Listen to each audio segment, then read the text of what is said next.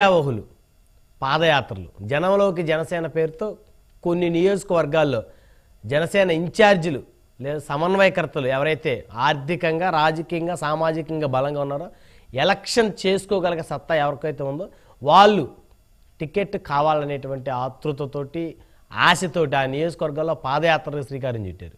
అదేవిధంగా తెలుగుదేశం శ్రేణులు సైతం కూడా కొన్ని నియోజకవర్గాల్లో ప్రజల్లోకి వెళ్తున్నటువంటి పరిస్థితి ఉంది. కానీ ఇంతవరకు టీడీపీ జనసేన అధిష్టానం మాత్రం నియోజకవర్గాలు ఆ నియోజకవర్గాలకు సంబంధించిన అభ్యర్థుల పేర్లు మాత్రం ఖరారు చేయడంలో వెనకబడిందని చెప్పొచ్చు. అందులో ఎలాంటి అతిశయోక్తి లేదు. ఇటు వైఎస్ఆర్సీపీ చూస్తే సిద్ధం పేరుతో ప్రజల్లోకి వెళ్తున్న పరిస్థితి, బహిరంగ సభలు, అదేవిధంగా నిన్న చూస్తే 6 విడతలో లిస్టును ప్రకటించిన పరిస్థితి, ఎమ్మెల్యే అభ్యర్థులు కానీ ఎంపీ అభ్యర్థులు కానీ. కానీ ఇక్కడ ఇంతవరకు తెలుగుదేశం జనసేన కూటమి మొదటి విడత కోసం ఉత్కట్ట అయితే నెలకొంది. ఇంతవరకు ఒక్క విడత కూడా విడుదల చేయని పరిస్థితి. ఒకవేళ విడతల వారీగా టీడీపీ జనసేన కూటమి అభ్యర్థులను ప్రకటిస్తే ఆశావహులు టికెట్లు రాని ఆశావహులు ఎవరైనా ఉంటే మరి వారి పరిస్థితి ఏంటి? ఒకవేళ వారు పార్టీ మారే పరిస్థితులు ఉంటాయి, లేకపోతే వారు తిరుగుబాటు చేసేటువంటి పరిస్థితులు ఉంటాయి. ఎందుకంటే టీడీపీ జనసేన కూటమిలో ఖచ్చితంగా హాట్ కేక్ లాంటి నియోజకవర్గాలు చాలా అనేక నియోజకవర్గాలు ఉన్నాయి. సో ఆ నియోజకవర్గాల్లో ఖచ్చితంగా పొత్తు ధర్మం అనేది పక్కన పెడితే అక్కడి నుంచి పోటీ చేయాలనేటువంటి ఇంట్రెస్ట్ అయితే ఖచ్చితంగా చాలామందికి ఉంటుంది అక్కడ ఉన్నటువంటి స్థానికంగా ఉన్నటువంటి నేతలకి. అయితే ఈ టికెట్ల పంచాయతీ అసలు తేలేదు ఎప్పుడు. మొత్తానికి టీడీపీ జనసేన టికెట్ల రేసుకి సంబంధించినటువంటి అంశాలు చర్చిద్దాం. ఇదే వాళ్ళ హాట్ టాపిక్లో మనతో పాల్గొనడం కోసం సప్తగిరి ప్రసాద్ గారు తెలుగుదేశం పార్టీ రాష్ట్ర అధికార ప్రతినిధి మనతో జూమ్లో అందుబాటులో ఉన్నారు. అదేవిధంగా సింగళూరి శాంతి ప్రసాద్ గారు జనసేన పార్టీ సీనియర్ నాయకులు, సీనియర్ అడ్వకేట్ మనతో జూమ్లో అందుబాటులో ఉన్నారు. అదేవిధంగా బండ్లమూడి రోజారాణి గారు వైఎస్ఆర్ కాంగ్రెస్ పార్టీ రాష్ట్ర మహిళా కార్యదర్శి మనతో జూమ్లో అందుబాటులో ఉన్నారు. రైట్, ముందుగా శాంతి ప్రసాద్ గారితో మాట్లాడదాం. జనసేన పార్టీ సీనియర్ నాయకులు, సీనియర్ అడ్వకేట్ శాంతి ప్రసాద్ గారు, గుడ్ మార్నింగ్ అండి.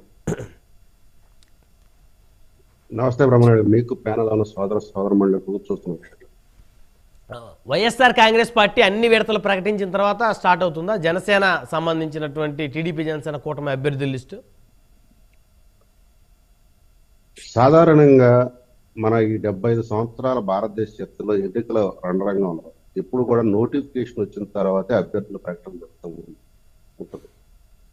కానీ ఈసారి అధికార పార్టీ ఎందుకో చాలా తొందరపడుతుంది. ముందుకు వెళుతున్నామని చెప్పేసి ప్రజల్లో ఒక కవరింగ్ ఇచ్చుకుంటున్నారు. చూసారా, మా అభ్యర్థులను ప్రకటించేసా, ఇంకా ప్రత్యర్థులు అసలు అభ్యర్థులు ఎక్కడున్నారో వెతుక్కుంటున్నారు అనే పరిస్థితి తీసుకొచ్చారు. కానీ వాస్తవం ఏంటంటే అది పూర్తిగా రివర్స్ లో ఉంది. నాకు వీళ్ళని చూస్తే చింతామణిలో సుబ్బిశెట్టి డైలాగ్ ఒకటి గుర్తొస్తుంది. కింద పడ్డాగానే కొట్టింది నేనే అంటాడు. ఇప్పుడు 60% పైగా ఓటింగ్ పర్సంటేజ్ ఉంది. 99.5% ఎన్నికల మేనిఫెస్టో అమలు జరిపి 80% పైగా ప్రజలు సంతృప్తి స్థాయిలో ఉన్నప్పుడు ఎందుకు ఆరాట పడుతున్నారు? ఎందుకు ఇంత ముందుకు పరిగెత్తున్నారు అనేది ప్రశ్న. ఎందుకంటే వాళ్ళ మాటలతో చూస్తే 175లో విజయం నిశ్చయం అయిపోయింది కదా. అవును, అయినా ఎందుకు పరిగెత్తున్నారు? ఎక్కడో ఏదో గోల్మాల్ జరగట్లేదా? రెండోది 151 నియోజకవర్గాల్లో అదే అభ్యర్థుల మొఖాలు మారిపోతున్నాయి. ఎమ్మెల్యేలు ఎంపీలు అవుతున్నారు, ఎంపీలు ఎమ్మెల్యేలు అవుతున్నారు. చాలా గందరగోళంగా తయారైంది.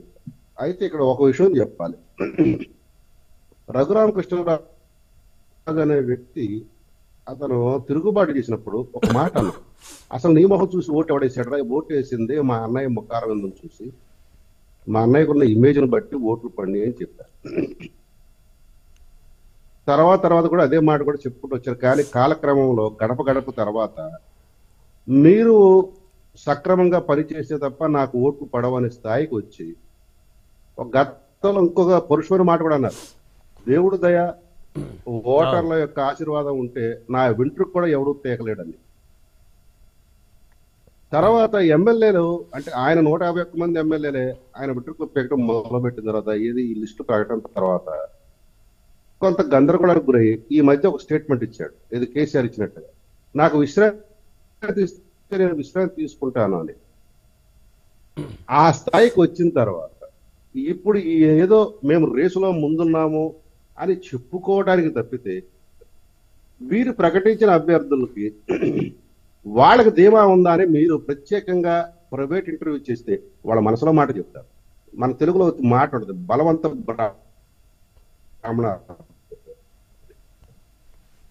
ఉదాహరణకి చెప్తాను కదా. మా అవినిగడ్డ ఎమ్మెల్యే తీసుకొచ్చి బందర్ ఎంపీగా పెట్టారు. అవును.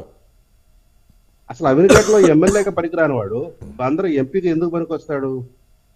ఇట్లా ఒక జిల్లాలో పనికిరాని వాడు మంత్రిగా కూడా చేసి ఏమీ చేయని వాడు పక్కనే జిల్లాకు వచ్చి ఎంపీగా పోటీ చేస్తానంటాడు. ఎవరు లెక్క చేస్తారు? అయితే వీళ్ళు ఒక కొత్త లెక్క చెప్తున్నారు. ఎంపీ అభ్యర్థులకి స్థానికత గుర్తిస్తారు. నిజమే, కాదా? ఎవరు కాదన్నారు. కానీ గతంలో నువ్వు ఏం చేసావు అనేది కూడా అడుగుతారు కదా. ఆ ప్రశ్న అయితే వస్తుంది కదా. నువ్వు అక్కడ ఎందుకు ఫెయిల్ అయ్యావని వస్తుంది కదా. ఇక కొంతమంది మంత్రులు ఇంకా ప్రకటించాల. అందులో రోజారెడ్డి ఉంది, అంబటి రాంబాబు ఉన్నాడు, ఇట్లా కొంతమంది ఉన్నారు. నాకు తెలిసి వీళ్ళందరికీ కూడా రక్తహస్తాలే చూపిస్తారు జగన్ రెడ్డి గారు అనేది నా కాకపోతే కొన్నాళ్ళు మా ప్రతిపక్ష పార్టీలు తిడతానికి వ్యక్తులు కావాలి కాబట్టి కొన్నాళ్ళు లాంచుతారు ఆ స్థానాల వరకు. ఏది ఏమైనా ఈయన ఒక సెల్ఫ్ గోల్ వేసుకున్నాడు. నేను ఇప్పుడు వీళ్ళకి ఒక ఛాలెంజ్ విసురుతున్నా. నువ్వు చక్కగా 170 నియోజకవర్గాల అభ్యర్థులు సర్దుకున్నావు, ప్రకటిస్తున్నావు కదా. రేపు రాజ్యసభ ఎన్నికలు ఉప్పు జారీ చేయబాకు. నీకు నిజంగా దమ్ము ధైర్యం ఉంటే ఉప్పు జారీ చేయకుండా 3 సభ్యులు మీరు గెలిపించుకోగల సత్తా మీకుందా? ఇది నేను కోరుతున్నా. 4 సభ్యుల మీద వేటు వేయబాక. ఈ ఒక్కటి చాలదా ముంచేతి కంకడానికి అర్థం ఎందుకు అన్నట్లుగా పరిస్థితి ఎంత స్పష్టంగా అర్థమవుతుంటే డాంబికాలు ప్రదర్శిస్తే మనం చేయగలిగింది. ఇక మా పొత్తు కలయిక వీళ్ళ అభ్యర్థుల గురించి అవును, మాకు అంత తొందర ఏమో లేదు. మాకు ఇంకా కొన్ని కార్యక్రమాలు చేసుకోవాల్సిన అవసరం ఉంది. ఎన్నికల నోటిఫికేషన్ రాలేదు, కానీ అభ్యర్థులు ఎవరు ఏ ఏ స్థానాల్లో పోటీ అనే దాని మీద దాదాపుగా మేము ఒక అవగాహనకు వచ్చాం. అది ప్రకటించడం ఆలస్యం, ప్రకటించిన తర్వాత అన్ని కూడా ఒకదాని వెంట ఒకటి ఆటోమేటిక్ గా జరిగిపోతాయి. రోజుల వ్యవధిలోనే, మహా అయితే వారం రోజుల వ్యవధిలో దాదాపు 170 నియోజకవర్గాలకి అభ్యర్థుల ప్రకటన కూడా అయిపోతుంది. వాళ్ళు బరిలోకి దిగుతారు. కొంతమంది అయితే అటు తెలుగుదేశం తరపున కానీ ఇటు మా జనసేన తరపున కానీ ఆల్రెడీ కార్యక్షేత్రం తిరుగుతున్నారు. అయితే వాళ్ళకి సీట్లు వస్తారా, టికెట్లు ఇస్తారా అంటే వాళ్ళు టికెట్లు ఇచ్చినా ఇవ్వకపోయినా ఆ పార్టీల తరపున ప్రచారం మొదలు పెట్టారు. మాలో ఎవరికి ఇచ్చినా అంటే తెలుగుదేశంకి వచ్చిన ఆ సీటు, జనసేనకు వచ్చినా మేము ఉమ్మడిగానే పనిచేస్తామని ప్రజలకు చెప్తున్నారు. కాబట్టి కార్యక్షేత్రంలోకి అయితే దాదాపుగా జనాలు అటు తెలుగుదేశం నుంచి కానీ ఇటు జనసేన నుంచి కానీ తిరుగుతున్నారు. కానీ కొన్ని నియోజకవర్గాలు జనసేన అభ్యర్థులు టికెట్లు మాకేనా ప్రచారం చేస్తున్నారు. మీ మాట వినపడుతుంది శాంతి ప్రసాద్ గారు. కొన్ని నియోజకవర్గాల్లో జనసేన నాయకులు టికెట్లు మాకే కన్ఫర్మ్ అని ప్రచారం చేసుకున్నారు. కొన్ని నియోజకవర్గాల్లో తెలుగుదేశం టికెట్లు మాకేనా ప్రచారం చేసుకున్నారు. కొన్ని నియోజకవర్గాల్లో కోల్డ్ వార్ జరుగుతోంది. ఉదాహరణ చూస్తే విజయవాడ పశ్చిమ నియోజకవర్గంలో కోల్డ్ వార్ జరుగుతోంది టీడీపీ జనసేన సంబంధించి అభ్యర్థిత్వం మీద. ఇలాంటివి చాలా ఉన్నాయి. ఆఖరికి సాక్షాత్తు తెనాలి నాదెండ్ల మనోహర్ గారు ప్రాతినిధ్యం వహించబోతున్నటువంటి, గతంలో ఆయన 2 సార్లు ప్రాతినిధ్యం వహించిన తెనాలి నియోజకవర్గం నుంచి కూడా ఆలపాటి రాజయ్య గారు అక్కడ పాదయాత్ర మొదలుపెట్టారు. ఆయన అనుచరులు గత వారం క్రిందట సూసైడ్ అటెంప్ట్ కూడా చేసుకోబోయారు మీడియా ముందు, ఆయనకి టికెట్ ఇవ్వాలని. సో ఇలాంటి ఎన్నో ప్రమాదాలు పొంచి ఉన్నాయి భవిష్యత్తులో టీడీపీ జనసేన కూటమికి. దీనికి నేను చక్కటి మీకు సమాధానం చెప్తాను. అధికారంలోకి ఒక పార్టీ కానీ ఒక పొత్తు కానీ వస్తుంది అని అనుకుంటే ఆశావహులు ఎక్కువగా ఉంటారు, పోటీ ఎక్కువగా ఉంటుంది.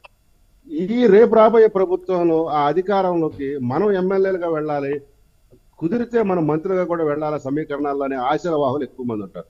దాంతో కొద్దిగా కొన్ని నియోజకవర్గాల ఎక్కువ మంది ఆశావాహులు ఉన్న చోట మీరు చెప్పినట్టు కానీ ఇద్దరు అధినేత కూర్చొని ఒక లిస్ట్ ప్రిపేర్ చేసి వాళ్ళు కన్నా విధానం ప్రకటించిన తర్వాత ఇవేమి ఉండవు, ఏమి టీకపోతు పని. నేను ఒక ప్రశ్న వేస్తున్నా, మరి ఇదే రకమైన అలజడి వైసీపీలో ఉందా? గారిగిపోయే పేలాల పిండి కృష్ణార్పణ అన్నట్టుగా ఇవి గెలిచేది చచ్చేది లేదు, ఎక్కడ మారిస్తే మనకేంటి అన్న తీరులో ఆ అభ్యర్థులు ఉన్నారు. వాళ్ళలో ఎవరైనా గెలుపు ధీమా ప్రకటిస్తూ నేను ఇక్కడ గెలుస్తానని ఆ అభ్యర్థులను ప్రకటించారా? కానీ ఈ పొత్తు కలయిక ఉన్న పార్టీల్లో మేము గెలుస్తామన్న ధీమా ఉంది కాబట్టి ఆశావహులు ఎక్కువ మంది ఉండటం జరుగుతుంది. అది ఘర్షణ వాతావరణం కాదు, అది గమనించాల్సింది. రైట్.